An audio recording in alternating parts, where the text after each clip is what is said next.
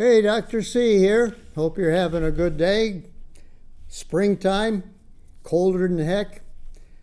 What more could you ask for in New England, right? Today we're going to talk about a topic, wellness. Wellness.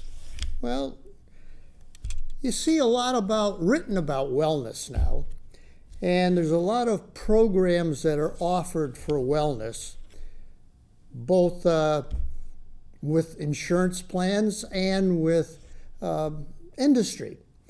So, well, let's look into it a little bit, see if this is worthwhile.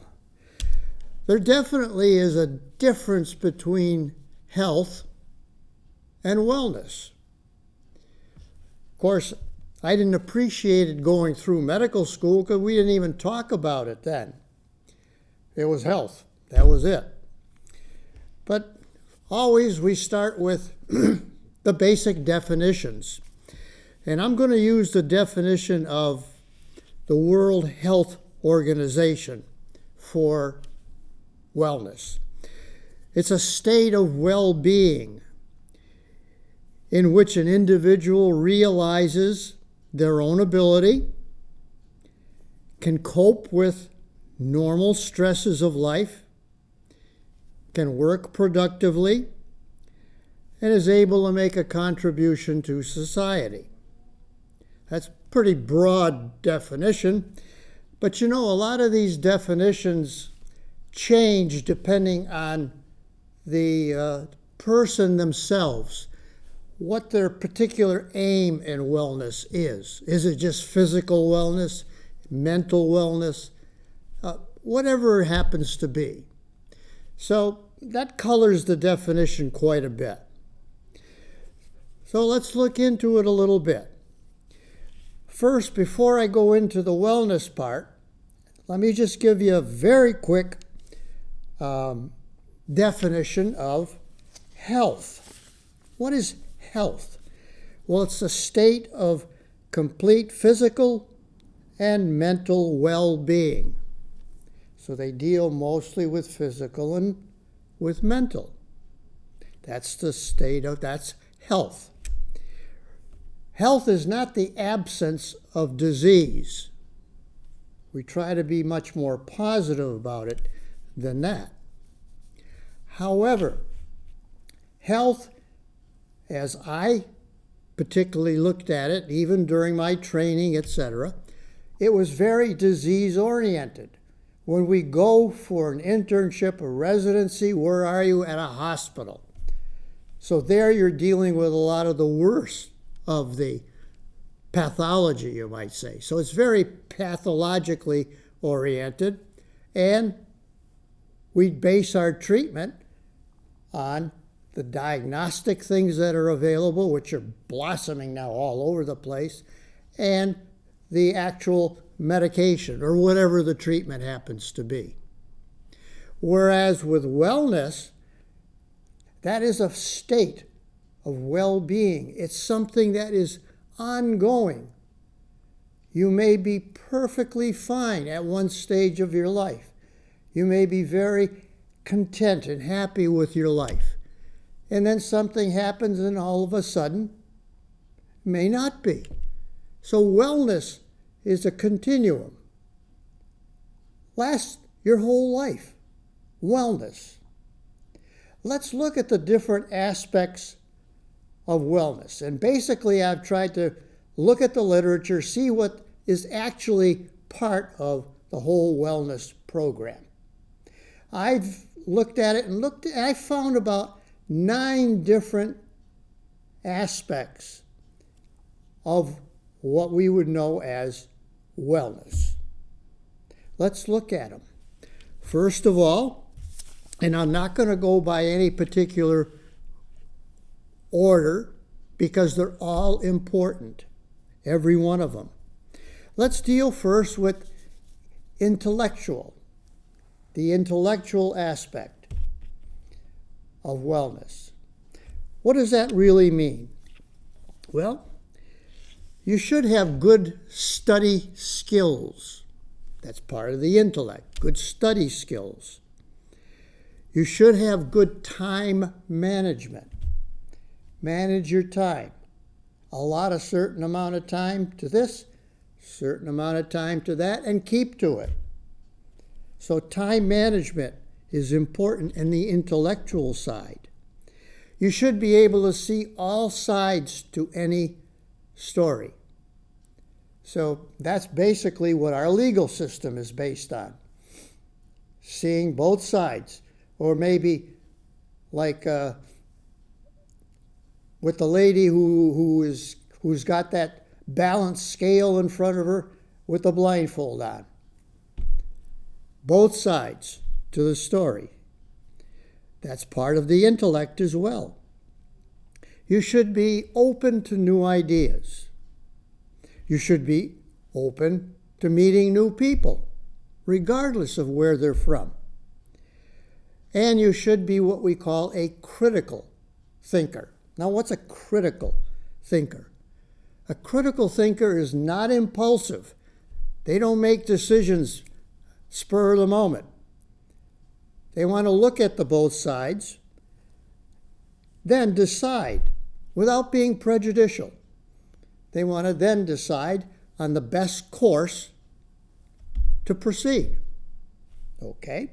That's all part of the academic portion of the intellectual well-being. So there's basically not only just that personal part, where there's discipline, patience, being respectful, being honest. All those things are the personal aspects. And then there's also the academic aspects, where you should be good at solving problems, being creative. All this is part of the academic strength of the intellectual aspect. So that is all part of your well-being. What's the next one? Social. So intellectual, social now, well-being. What do we have to do to be socially well? We should be assertive, but being assertive does not mean you're going to be passive, nor should you be aggressive. You take the Goldilocks type of path, right in between. So you want to be assertive. You got to let your teacher know you're there. Okay. There should be a good balance. You want to balance your social life with your work life. That was very, very difficult for all of the doctors back when I first trained. And we were there 24 hours on end. Sometimes you never got home for a week. You're at the hospital. There was no time to socialize. Fortunately, medicine is improving slowly but surely, so that there is time now to balance a little bit of that social and work, which is a good thing. Okay. There should be some good positive interactions. You should be able to interact with anyone, regardless of where they're from, what their language is, whatever. You can always communicate, because communication, obviously, is quite a part of the social wellness. So we want to have people who have good communication skills and good social relationships. Okay. The next one, spiritual. Why is that even in there? Why? Because, let's face it, when you look at mankind over the course of the entire lifetime of man, that we have recorded anyway, there's always been a spiritual relationship there. And most of the people, it does not necessarily mean that you go to church every Sunday. It doesn't mean that you have to join an organized religion. If you do, that's fine. But that doesn't necessarily mean that. There are people who simply meditate as part of their spiritual well-being. A good meditation, nothing wrong with that. Absolutely nothing wrong with that. So, you may do it by volunteering. You may do it by the meditation. You may do yoga. You may do Tai Chi. But if you do it properly, there should be a certain degree of meditation involved. Now, you may not look at it as meditation, but it is. It's all meditation. You may do it with a particular hobby. You really get involved with it. Mentally, you're really focused on that hobby for a period of time. It occupies your mind. It relaxes you. That's all part of the spiritual part. And so, I remember when I first came to the Worcester area after all of my training and after the Navy and all, there was a fellow by the name of John Kabat-Zinn over at the University of Massachusetts. He had begun a mindfulness program, sort of a body-mind interaction. I thought that was very, very interesting. I never had the time to take his course, unfortunately. Of course, now he's retired, but I guess it's still a very active program at UMass, and I guess it's still very difficult to get into. It's a several-week course. So that's all part of what I would consider the spiritual wellness portion. The next one is occupational. How can you make your work interesting? Because if your work isn't interesting, if it isn't fun, if you go to work and you're mad at it, you come home and you're worse, you got to have a drink right away to relax, that's not wellness. You need to look forward to work. Make it fun. Now you say, well, I can't well, yes, you can make it fun. Wherever you go, you try to make it interesting. Make it something you want to go to. And that's up to you. You need to feel good about your work. Now, that obviously does involve good communication skills again. And you got to be able to communicate and corroborate with others. So that interpersonal relationship is also very important. So the take home here is that occupationally, you need to enjoy what you're doing. So that was number 4. What's number 5? Well, number 5, financial. Now that wasn't one of the original bastions of wellness, but let's face it, finances drive things. Economics drives a lot of the things that happen in your life. And it can make your life miserable. Remember, money itself is not the be-all and end-all. And I can show you countless examples where money itself is not that important. Not certainly as important as all the other aspects of wellness. But obviously, it is an aspect. So, what are the things you need to do? You need to have goals. Short-term, long-term, financial goals. And stick to them. Stick to them. Number 2, you should start with retirement planning early. Even while you're 30 years old, that's when you start. Yes, you're paying college bills from yourself.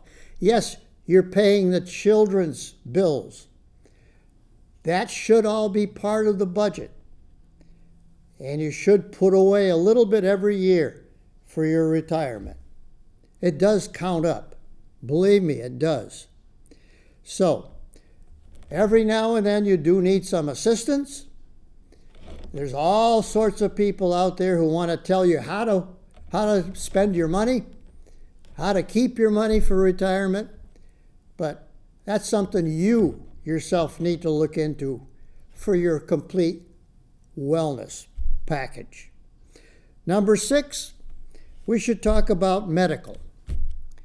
Obviously, that was my main theme when I was going through my training, etc. Everything was pathologically oriented back then. And so we defined our health. But are there other aspects to health that are important? Yes. Nutrition is important. Exercise, very important. So you need to care for yourself. And it's not that difficult. But you got to get into the habit. You have to develop the habit of good nutrition, exercise, and avoiding all of the bad stuff that's out there. You want to not smoke. You want to limit the alcohol, limit the marijuana. You want to limit the bad stuff. And try to develop a good habit with the good stuff. Now, that may sound very simple. Obviously, I know it's not. But it is something that is part of the whole medical program. Nowadays, a lot of the the insurance plans are offering fitness centers. And they'll pay you a certain amount of money every year if you participate in the fitness center, which is a good thing. I think it's still a good thing. So, at any rate, that's just one part. There are smoking cessation programs, weight control programs, all sorts of different services and all that fit into this medical, physical well-being. Now, what about the next one? Number 7, mental. Unfortunately, there aren't that many mental health counselors, especially with certain age groups. There are a lot more for adults and for young kids, but then there's a vast number in between, the tweens, the adolescents. That's where you really need to have the focus now. Not that you don't need it on the two ends, you do. You need it all across the whole spectrum. Mental health services. And they need to be available. You can say you got it, but if you call and say, well, we'll just give you an appointment in a month, what the heck? It's ridiculous.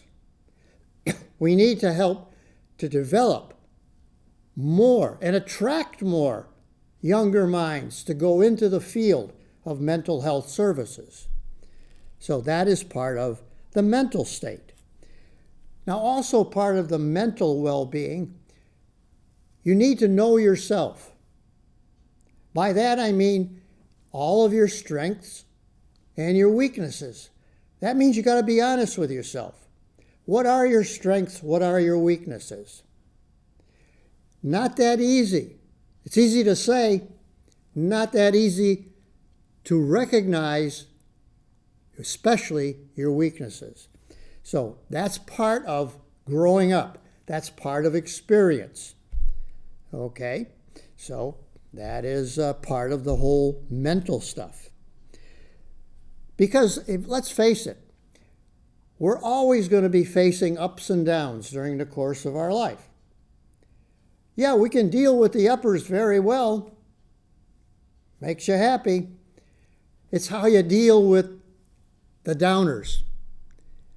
How you bounce back from the downers. Some get very depressed. Can't go any further. No. You need to have a program in your mind. When adversity affects you, how am I going to face this now? What are my options? And you follow your course. Okay, so that's all part of the mental well-being, which is very, very important. Okay, still got 2 to go. Environmental. Now that is becoming more and more a big cliche nowadays, all the environmental stuff that's out there. We need to conserve our energy. We need to recycle. We need to appreciate nature. Now, just that last time, appreciate nature.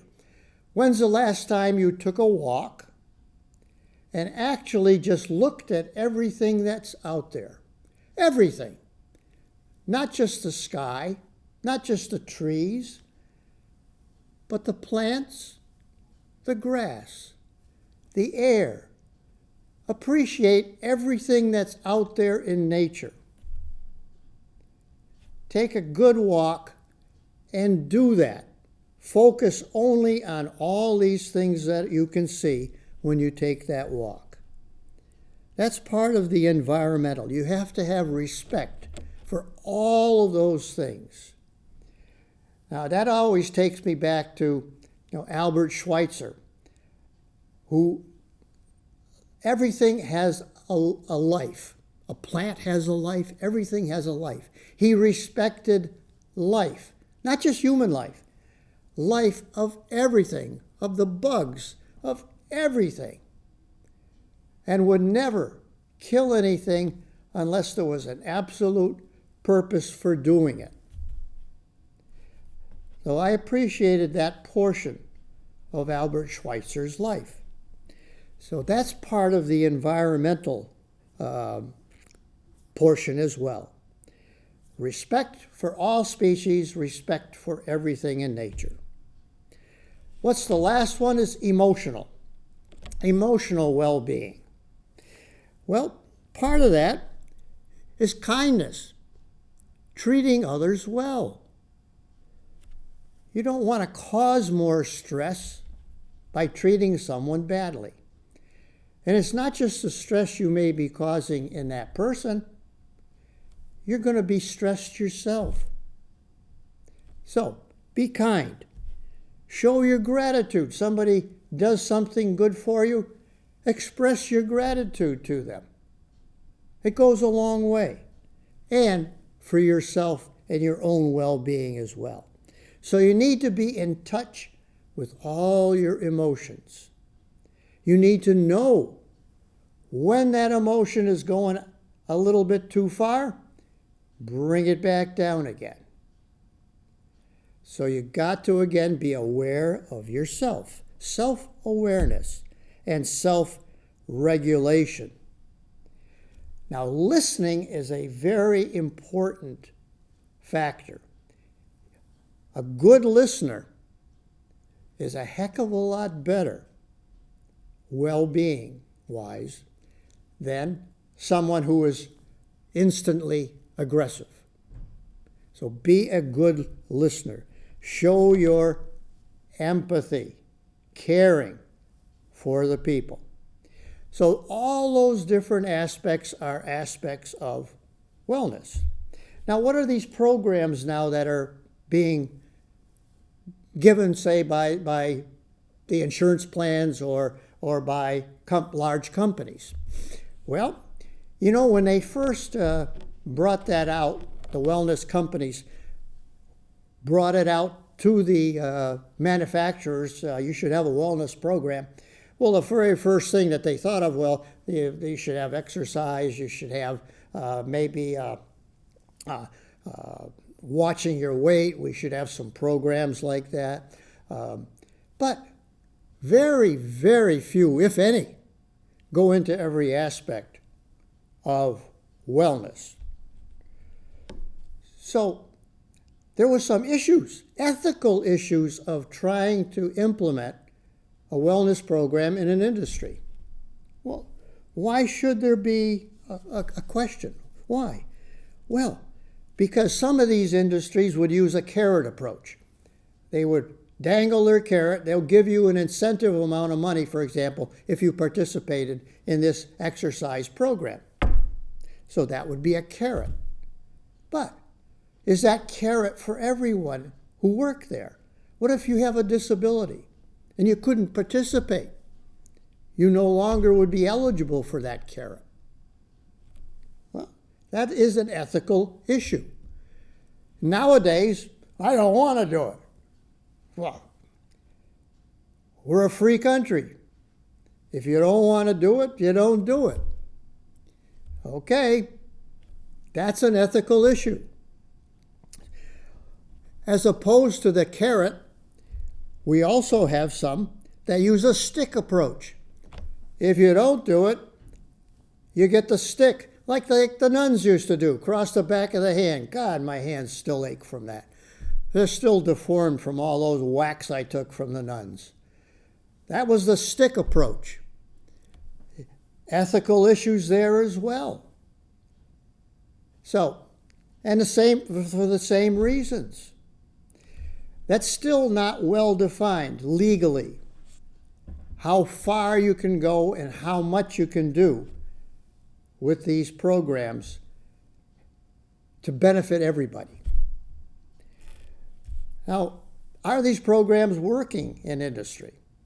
Well, there's no question that absenteeism is down, is better. The health is better, not taking as many sick days. People seem to be showing up for work a lot more. They seem to be happier. So that's a good thing. That's a good thing. Okay. There's a lot of other things that we can talk about regarding the industrial portion of wellness. But I don't have the time to do that right now. Another thing, too, with your own health. Now, I'm talking about health now. You can actually either ask for a health exam, an annual physical examination, or a wellness examination. What's the difference between the two? One of the big differences, if you're on Medicare, Medicare will cover your annual wellness exam, but not your annual physical. Now, if you have one of the programs like I have through my old work and all, I have the Advantage plans, they will cover both. But if you have straight Medicare, they'll cover wellness, they won't cover the annual physical. What's the difference? Well, with the wellness exam, you don't take your clothes off. Now, for some of you, maybe, I want to take my clothes off. Well, that's fine. Go running around, that's fine. But that is one difference, because what they do with the wellness exam is prevention of all these other possible diseases for the future. So they're going to be doing a lot of vaccinating, keeping you up to date. They're going to go through your blood sugars. They're going to go through all of the blood work for diabetes. They're going to check that blood pressure. All of the major things trying to prevent illness in all those fields. That's what they do. And then they'll give you advice. And then they'll have you come back. They may even have you take some programs. They'll cover partially the cost of those programs. That's the wellness part. You're very familiar, I'm sure, with the annual physical part, because the doctor then will check over all of the different parts of your body. At least they should, anyway. So that's the big difference between a wellness exam and a health exam. So even though there are many other things that we can talk about with respect to this, I think that we've probably come close to using up most of our time. And so I think you need to be aware of the wellness aspects. Try to be aware of your own limitations and have a good day. This is Dr. C.